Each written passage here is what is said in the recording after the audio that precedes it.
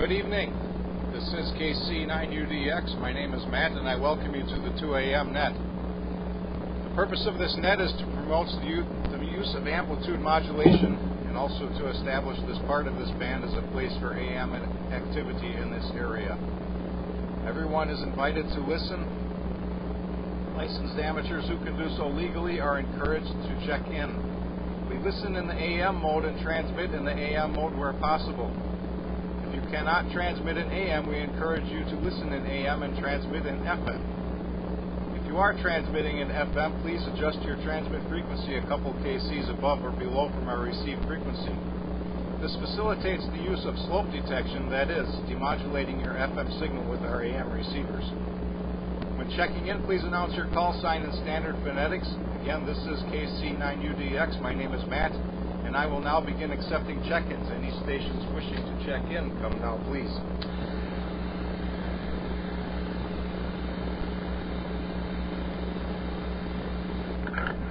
Whiskey Bravo 9, Bravo Whiskey Papa.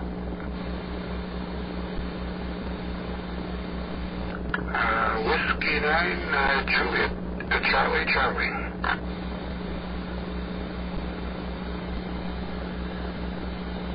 All right, we got two so far. Welcoming Dave WB9BWP and Frank W9JCC.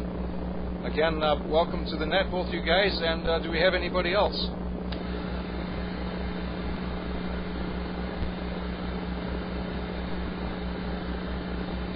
All right, hearing none, I suppose we'll get started.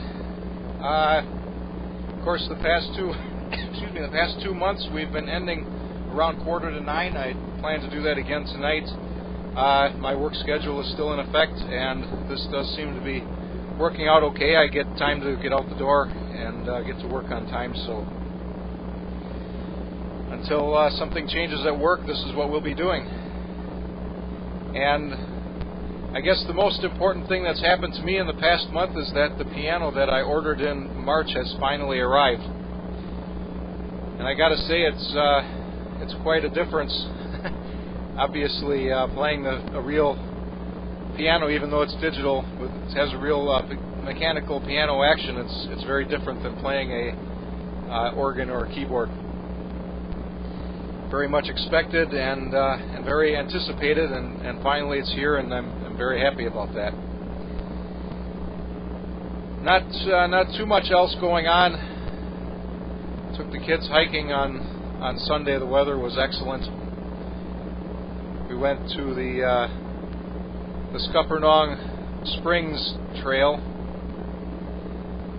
in, I'm not sure what area that is, if that's called Dousman there or what that is, but we go there quite a bit. And it was pretty busy, not surprising considering the weather. And that's, I think, all I have to report so far. With that, we'll go to the top of the list. Dave, WB9BWP. The net is yours from KC9UDX. Okay, good evening, guys. Well, that used to be in the top of the list. Usually I stay in back, stay in the background, wait for a while.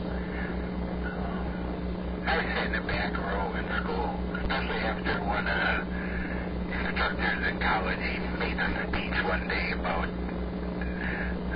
judging the kids that would sit in the front versus those in the back, and so then after that, a bunch of us just always sat in the back row. Anyway, that's certainly not important. I spent the last, 4 days, hiking out in the backyard, trying to polish off whatever antenna projects that I had going on this year. And part of today was also playing with leaves with my wife. She's driving a tractor and pulling a sweeper thing, and I'm blowing things around. And I think I got everything done antenna-wise. I've had it just going in the garage for a number of years, mainly running the scanner. But I would also use it on 220 in the FM simplex contest. all I've got on 220 is a Kenwood HT. I wanted to get a second one and put it outside. I never got around to deciding what I was going to buy. I just took the garage one and put it outside, figuring there wouldn't be much lightning storms for a few months anyway. And so I got that at about 23 feet in the air. There's a telescopic mast on the back of the shed. And I also tweaked again for the last time, for now at least, the homemade open wire feed line on this 4-wire V-beam thing that I built. Preliminary indications by measurements outside are that I took it from being not bad on a couple of bands to making it equally poor on multiple bands, but we'll see. Anyway, that's certainly more than enough for now. Glad you got your a piano there. Was it a shipping thing, or was it just they didn't have any to send to you? Anyway, with that, we'll send back to net. This is WB9BWB. All right, thank you, Dave.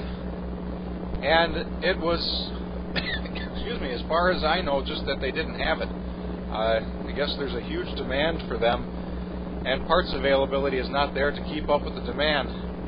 I suppose since the whole COVID thing, people are actually ordering online musical instruments that they wouldn't have gotten before, which is kind of ironic considering local music stores are going out of business because nobody is buying or renting band instruments anymore.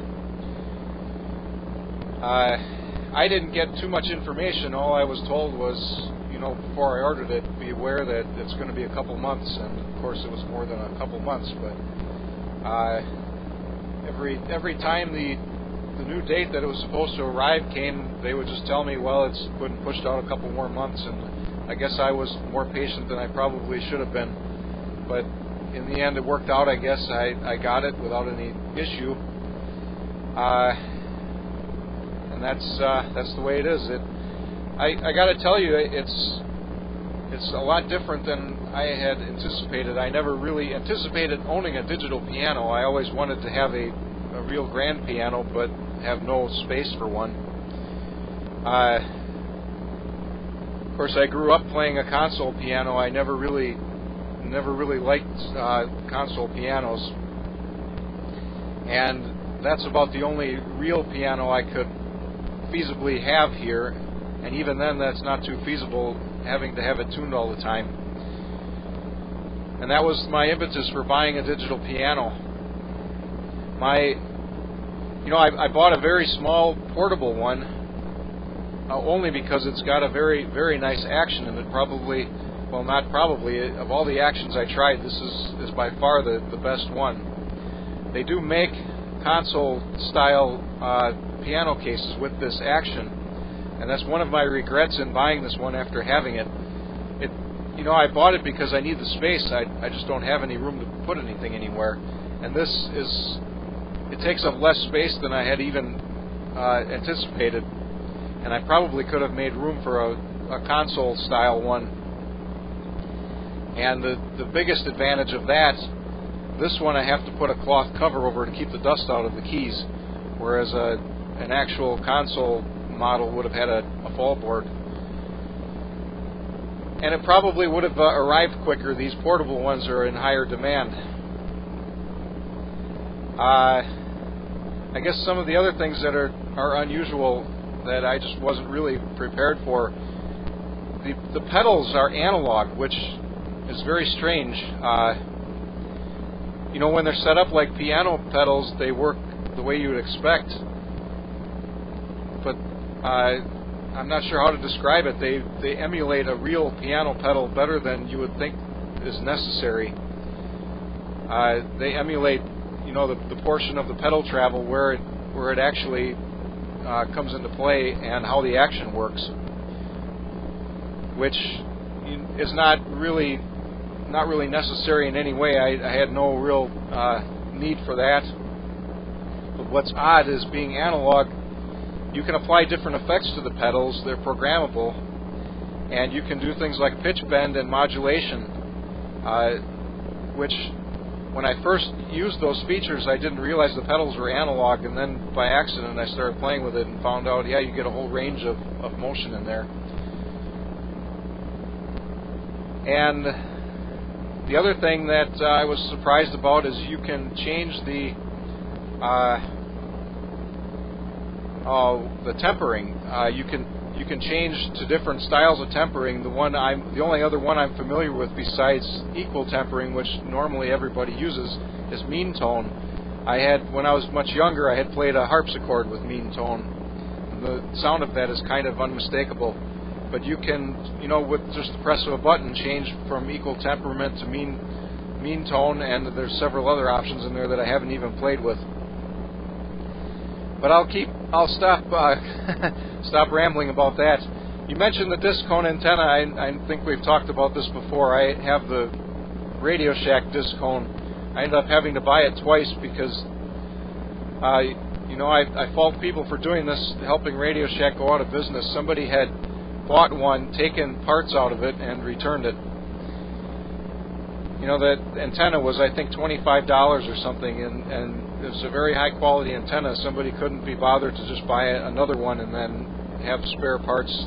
They had to take parts that they needed and then return it. But anyway, that antenna has been up on a PVC pipe. It's probably 15 feet in the air, maybe a little higher. It's been that way for a very long time now. I'm not even sure how long. And I was using it for 220, but I think I have a dedicated 220 antenna now. Maybe not. Maybe I'm still using that for 220. I don't have a 220 rig that works right now, and I haven't attempted to use one in a long time. The main thing that I use that for is for 6 meters, which it's not a 6 meter disc cone. It just happens to have a 6 meter whip out the top of it. Anyway, I'll quit yapping here and give Frank a turn. Frank, it's your turn. W9JCC from KC9UDX. Okay, thank you, Ed. KC9UDX and the net, W9JCC. And good signals tonight. Matt, you are your usual 40 over 9, and Dave about 5 and 7, but I'm sure copy there. And fine on the piano. I'm not familiar with the electronic ones. We've got an upright Story and Clark that my daughter took lessons on for about a year and then gave it up. So it's sitting there. It was tuned, I think, one time right after we got it. And that was it. It's been sitting there. It's in perfect shape. In fact, we just put some of that lemon juice or whatever for the woodwork on it the other day. It looks like it's brand new. I've been disconcerted. I tried to have my daughter take it to her house, and she kind of balked on that. I don't think her husband wanted to have it. They have a good spot for it. But at some point, it's going to have to be moved. And I'm wondering, I wonder if that should be moved by somebody that works for a music house or something like that knows what they're doing with it. That has I don't know if they have a proper moving utensil for one of those things or not, but they're pretty heavy. But I'd be a little leery of trying to move it with just a couple of guys on a trailer or something like that. Fine on getting the antenna up. I think you said 23 feet there, Dave. And you're worked on just in time. I think it's going to turn cold here pretty soon. And I wanted to ask you something too, Dave, about your logger. I was thinking about that today. Do you have on that N3FJP, is there just one cable that goes to your cat connection there from the computer? And does that control everything there when you're, including the radio, when you want to change frequencies or what have you? My band data output is used up on my user. controls the antenna. I want that to stay put. But anyway, I'll have to learn more about it, but I've been thinking about maybe trying that louder over here.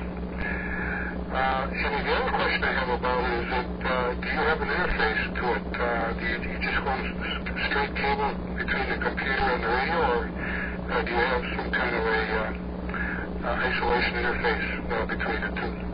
Anyway, that's all I got for this turn, so my timer must have gone out. It's pretty easy to tell now when my timer goes out because all I hear is receive, so it looks pretty good. Anyway, back to you there, Matt. KC9UDX, W9JCC. All right, thank you, Frank. And on the piano, well, first of all, that Story and Clark has got to be a nice piano. They made pretty good ones. But as far as moving, yeah, you could do it yourself. It's a little, well, it's more than a little work, and it's hard to do. Anybody that sells pianos is going to offer a service to move them, I would think. And obviously it's going to cost a little money, but it's going to be incredibly easier.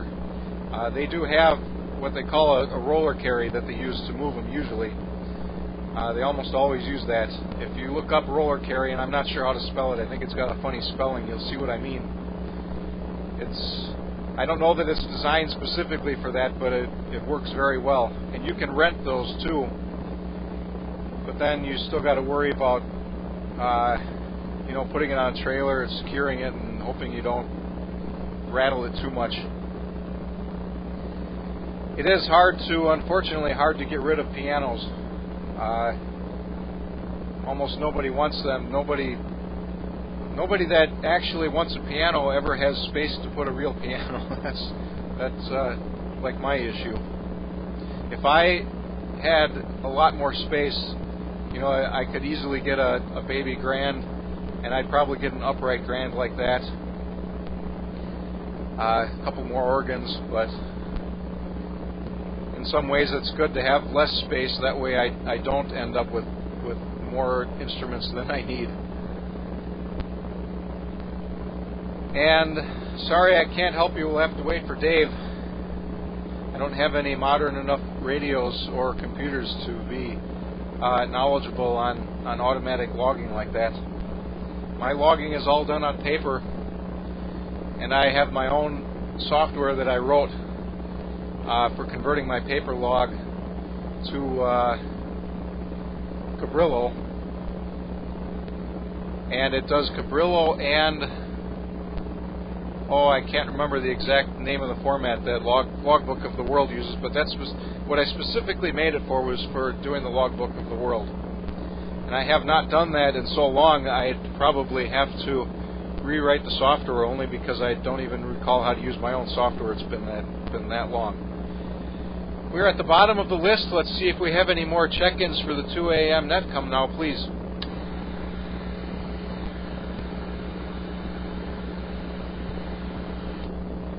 Hearing none. One other thing I'll bring up here.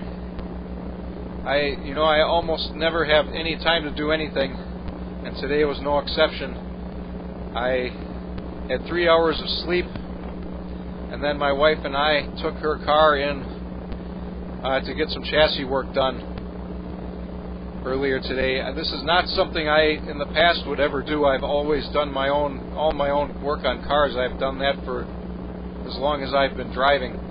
I can't, one other time in the distant past, I took a car in to have the radiator flushed, and that cost me an engine.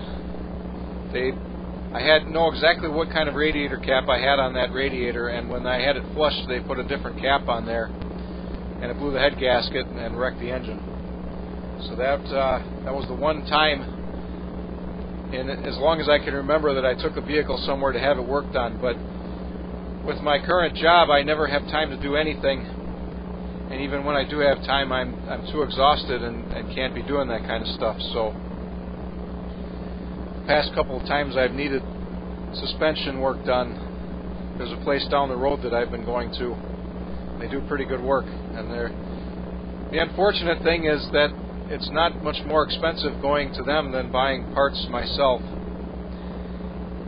Buying quality parts anyway.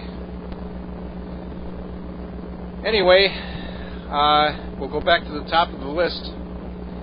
Dave, BWP, excuse me, from KC9UDX. Oh, hang on, we got somebody else there. And I think I know who that is, but if you want to go ahead and check in, go ahead.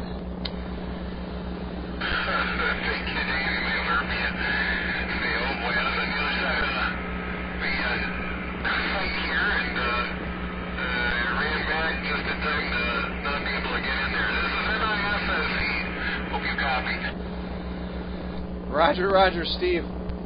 I had a funny feeling that when I called for check-ins the last time around, I should have gave it another go, and maybe I guess I should have. So, welcome to the net, Steve. I'll send it right to you, and you can go ahead and take a turn. N9FSE from KC9UDX.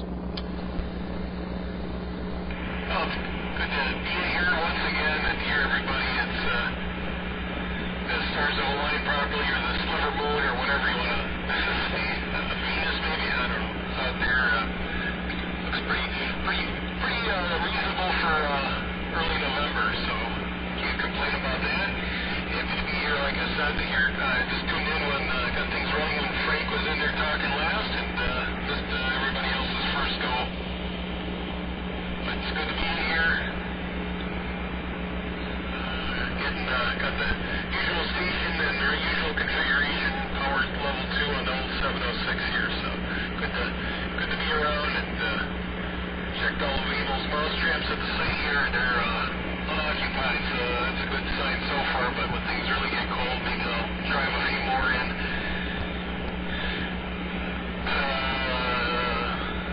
Let's see here.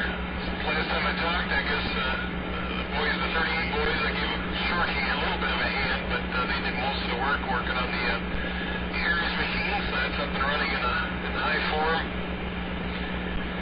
Most everything else is pretty nominal. Abel's been working hard for everybody's cause again, and they're getting closer with getting the Northwestern Sea site back on for Mars, but there's another trip up to Tower minimum, maybe a couple even finish that job up, but things are starting to take form over there. The tower's been up for a while, but got a couple of runs up. They got to get the antenna up yet. They already got some cabinets in the facility, so that's a good thing. And planning to go ahead on the new project. And making it into the Swap Fest this weekend. Should have made my way out, but was pretty tired out after a ski hill on Saturday, so I didn't make my way any further. And I don't foresee heading out to Fort Wayne, but stranger things. But I should see how many hours that would be, and decide not to do that too. And there was the other thing coming up this weekend is they've got Wisconsin Aries Racing's conference coming up, and that's a freebie. It's on Zoom, so you don't have to travel anywhere or burn any other fuel to get that in the process. So. Took me a little bit to find my extension cord out here today, but I used, like I say, configuration will set it back up to that. And I could talk plenty about pianos. My buddy runs a piano shop, and yeah, sometimes you need a fancy mover, but usually you just pick it up on one end, get a simple four-wheel dolly, and you can usually get it anywhere on the same floor you need it. If worst comes to worst, you put down some cardboard, and if it's even fancier tile, then you put down some plywood of some sort, and then you can move it around pretty much anywhere that playing. You can move most any piano. If it gets to a grand though, then you better know what you're doing, and you need a fancier skid for that. But been probably numerous piano moves, but I leave the smarts and the big bags for the guys that know what they're doing, that do it regularly. And they're billing assisting. So that's what I know about pianos. Sorry, Clark, I think that's made in Chicago. There were many uprights made, especially players made in Milwaukee, but pianos, that is big stuff, and it's a lot simpler to get the electronic one and have them sound all kinds of different ways, but still losing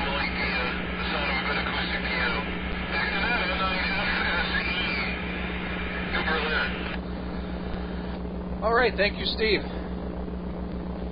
And yeah, they do a very, very good job making these digital pianos sound like a real piano, but it's never, ever going to be exactly the same. You can never perfectly emulate a piano in whatever setting it's in.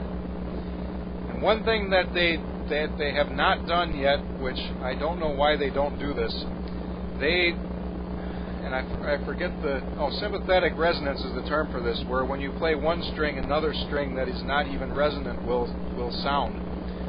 That they've modeled that, and that's fine. But what they have not modeled, and there's no reason they couldn't do this, when you stand next to a real piano and you talk, that piano sings along with you. And you know, it's not. I can understand, I guess, why they don't do this. It's just not necessary for the instrument. But the fact is, all pianos do this. And if you really wanted to, there's just no reason you couldn't have a microphone and make sympathetic resonance sounds with the emulated strings, you know, to the sound of a microphone. In my music studio, I have a couple of zithers in a cabinet, which probably everybody that's seen my YouTube channel has seen. And it's almost like having a piano in there. Obviously, the strings are a lot shorter, but when you talk in my studio, you can hear yourself echoing. And you mentioned the mice. You know, that's something I've got to get going here, is get some mouse traps ready to go. I've been putting that off because obviously the weather has been such that mice aren't going to come into the house yet, but one of these days I have to reset all the mouse traps. Speaking of which, we've had an extended autumn this year. You know, I think the last time we had a real fall like this was in 1995. Maybe we had one in between that I'm not remembering, but that one sticks out in my memory. You know, everything, it seems like, in the interim has been from summer straight to winter. Anyway, we're at the bottom of the list again, and I guess I'll ask if there's any further check-ins. Come now, please.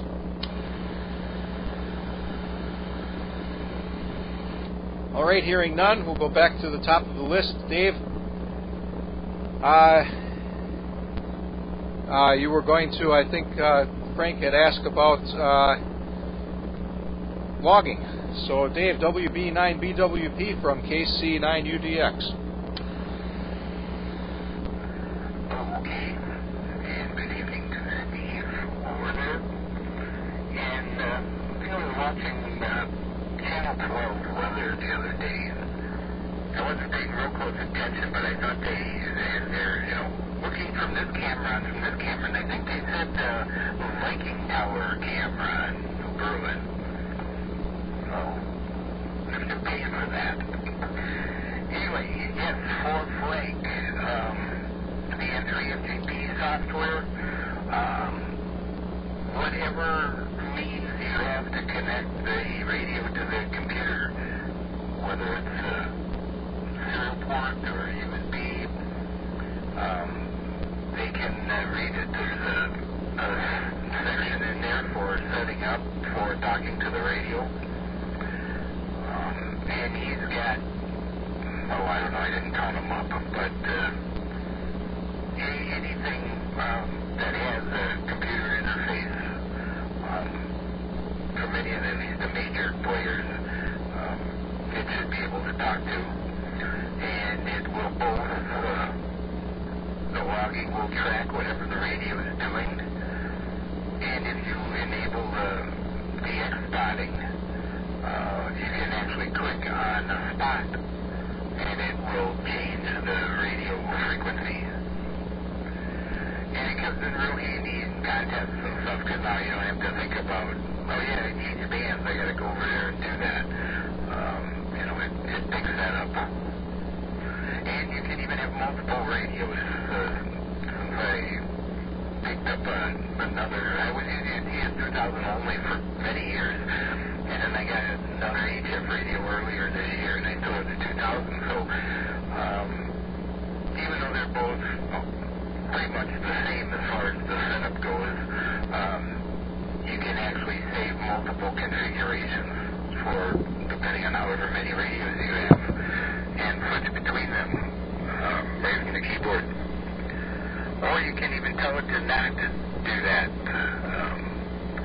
But for instance, because I always run it for any nets that I'm on and stuff just to keep track of things. And on the Fusion net, because there's a setting for mode, what mode are you in, and it doesn't know or doesn't like if I type in C4FM, so then I just turn off the rig interface. It's just a couple of keys on the keyboard.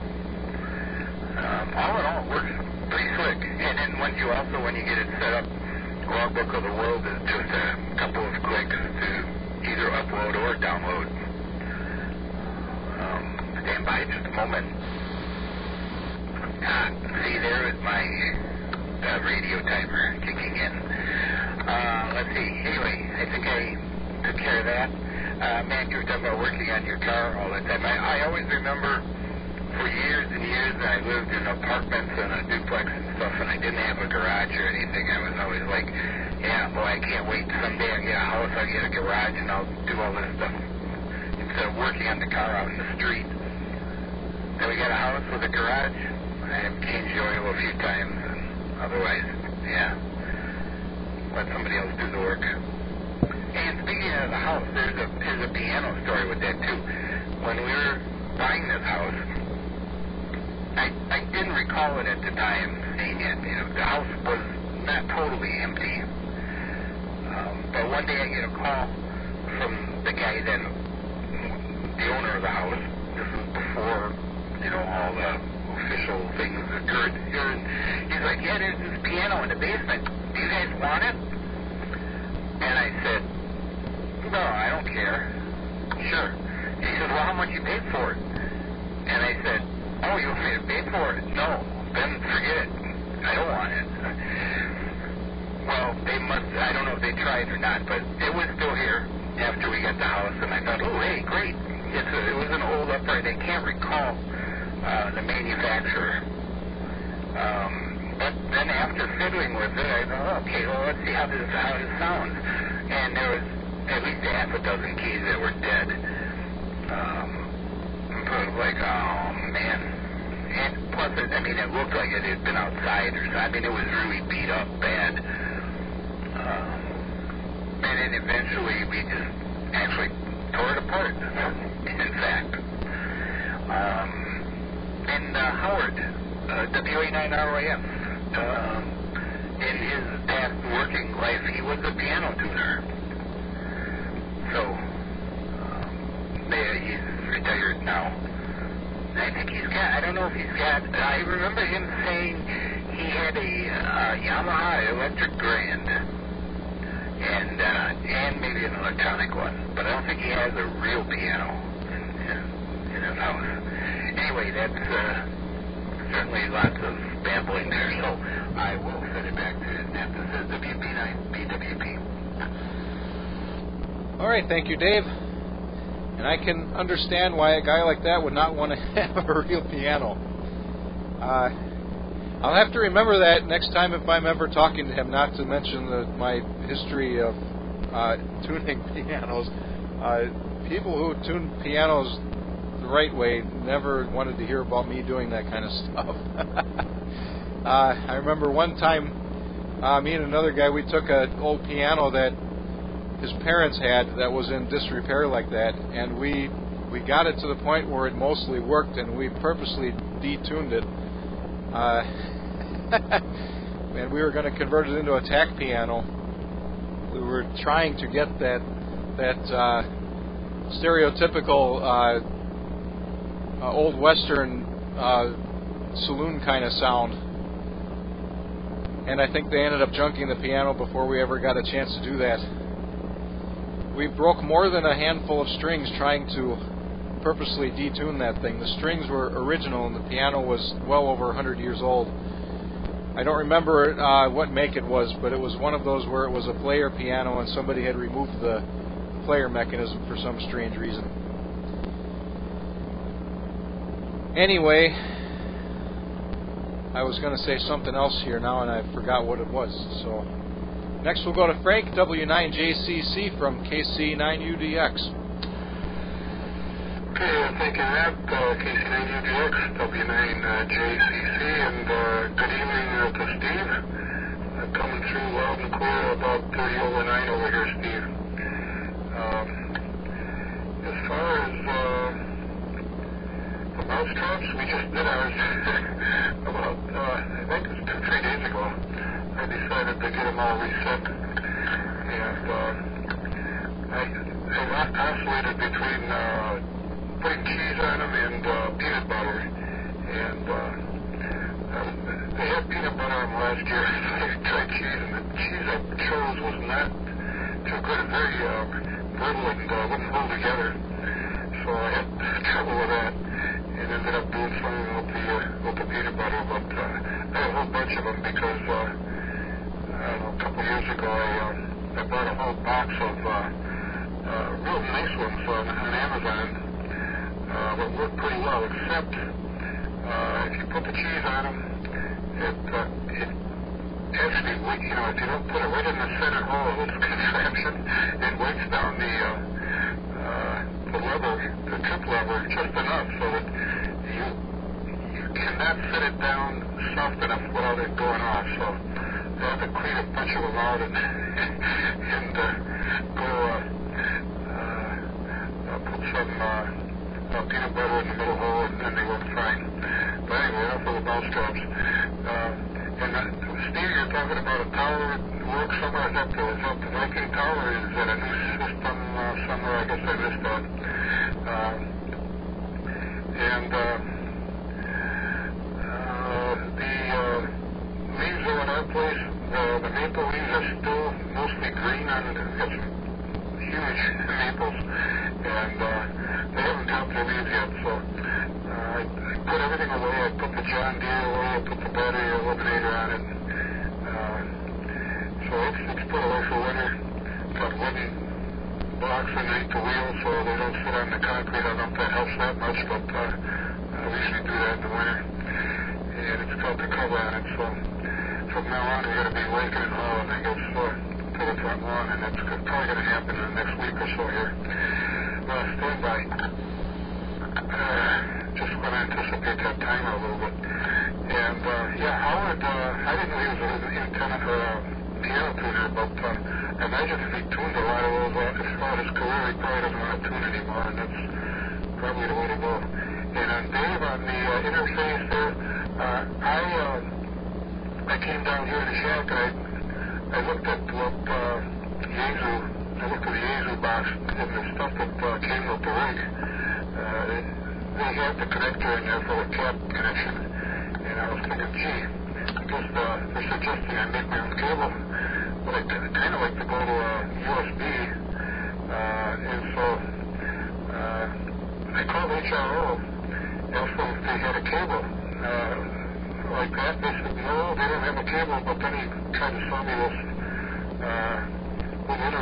visual interface box to do the interface.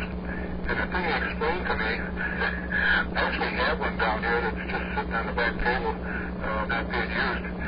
And I was wondering if you have a computer interface there, or did you go just with a direct cable right to your computer to the radio there? I guess he was plugging safety as far as the signal change maybe between the computer and the radio in case there's a lightning hit or something like that. But anyway, I guess that's all I got on this one. We'll turn it back to Net, W9JCC. All right, thank you, Frank. And I guess I don't know, but if they use RS-232 between the radio and the computer, used to be anyway, I don't know if this is true anymore, you could get opto-isolators for RS-232 with whatever style connector you wanted for next to nothing. And that works very well for lightning protection. I used to have to use those at work for exactly that reason. We would have lightning inside the building. It would get induced into the long RS-232 lines we had. And the only way to prevent machine damage was with those opto-isolators. And I could probably tell you what you want to know about that Viking tower, only because when that tower was being built I could see it out my bedroom window, but I'll save that for Steve. And as far as the mouse traps, the thing that I found that seems to work the best is spray cheese. Spray cheese lasts longer than peanut butter. Well, I shouldn't say it all does, because you got to get the right kind, and I couldn't even tell you for sure what brand to get. I guess I've got one right here which it just says snack cheese, so I couldn't even tell you what brand it is. But it took some trial and error to find one that wouldn't turn into a runny mess or dry up right away. But when you find a good one, it tends to last longer than peanut butter. And it doesn't come off in one chunk like the peanut butter sometimes does, where I don't know how they do this. They stick their tongue to it or something and pull the peanut butter right off the trap cleanly, and it doesn't trigger the trap. But this stuff doesn't typically do that. Anyway, we'll go next to Steve, N9FSE from KC9UDX.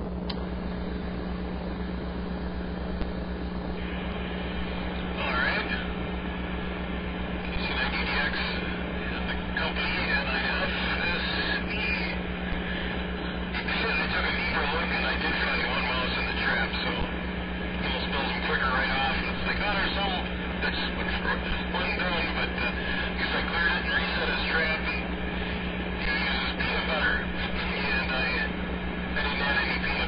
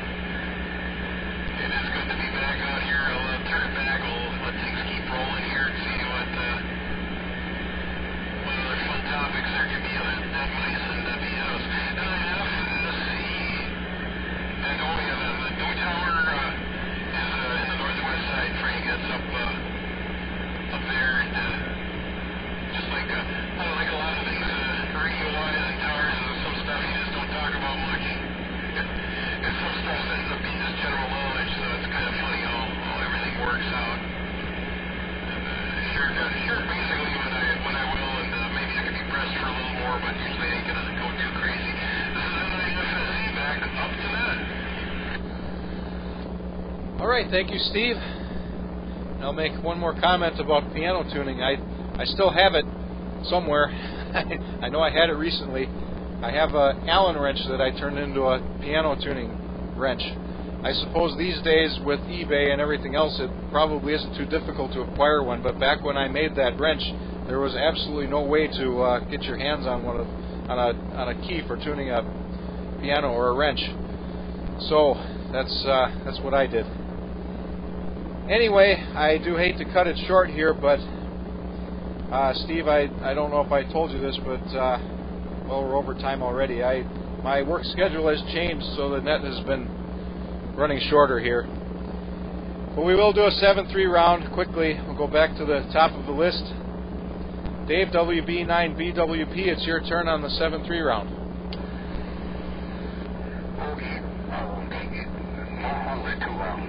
Yeah, we've been doing mouse traps outside here too. We've been using peanut butter, and yeah, sometimes the peanut butter's gone, and we did lose one trap also. But we've caught a fair share of mice.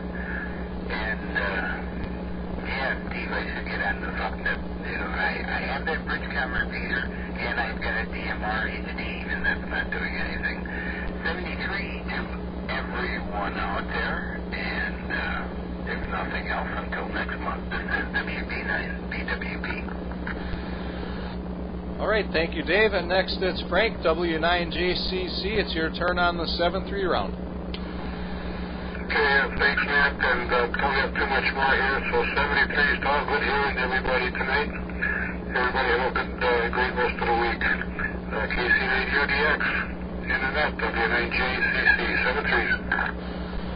7-3. All right, thank you, Frank. And next, N9FSE, Steve, it's your turn on the 7-3 round.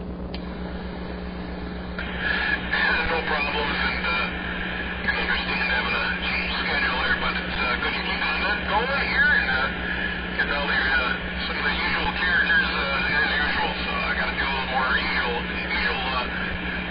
advertising, which I didn't get to at all this week, but just happy to be out here, get things plugged in and exercise, and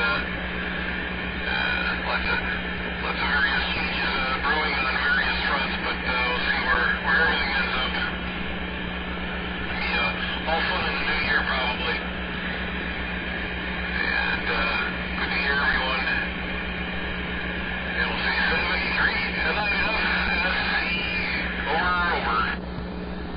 All right, thank you, Steve. And I will say that this concludes the 2 a.m. net. Feel free to rag chew on this frequency after my transmission. We will meet again on the 14th of December. Until then, this is KC9UDX 7-3, and good night.